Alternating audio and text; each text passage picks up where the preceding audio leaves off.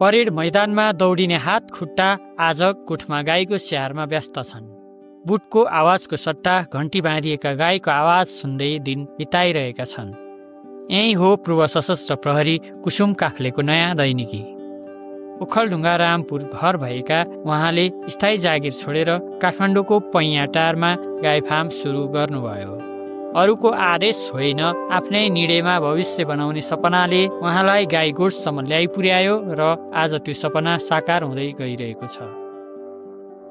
अर्काको अधीन हुन्थ्यो, यो आफ्नो अधीनमा आफ्नो खुसीले गर्न पाउने र यहाँको भन्दा पनि अलिक राम्रो भइरहेको अनुभव छ।